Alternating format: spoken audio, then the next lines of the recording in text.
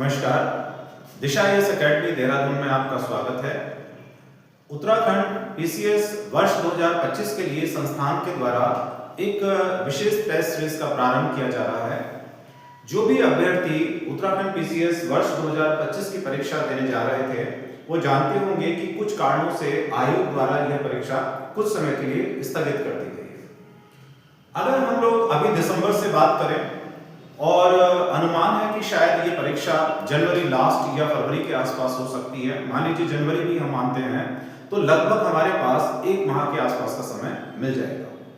इस समय का प्रयोग हम बहुत अच्छे ढंग से उसका उपयोग किया जा सकता है। जैसे आपने पढ़ाई पूरी कर ली होगी, आपने उत्तराखंड के जो प्रमुख टॉपिक हैं वो अब तक पूरे कर लिए होंगे, निबंध की तैयारी आपने कर ली होगी, सामान्य अध्ययन के जितने भी अलग अलग प्रश्न पत्र आते हैं उनकी तैयारी आपने कर ली होगी। तो अब सवाल ये उठता है कि जब हमारी पूरी तैयारी हो जाती है तो अब इसका मूल्यांकन किया जाए और साथ साथ हम उसको रिवाइज करें। कहने का मतलब है कि जो हमें ये समय मिलेगा, इस समय में हमें शिथिलता नहीं आने देना। हम ये ना सोचें कि परीक्षा कब होगी हमारे पास में, क्योंकि परीक्षा शीघ्र हो जाएगी, तो हमें एक दिन भी नहीं समय खराब करना है।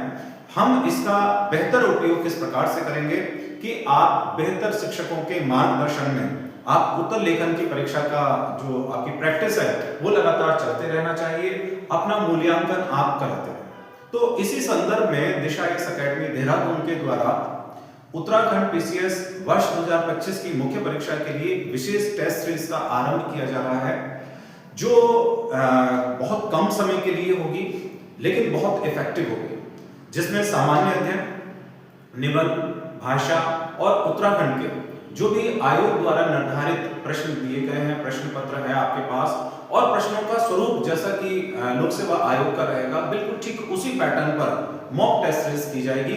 ये लगभग 2 मॉक टेस्ट सीरीज होंगी, बाकी अगर समय आगे मिलता है तो हम उसमें थोड़ा बहुत चेंजेस कर सकते हैं।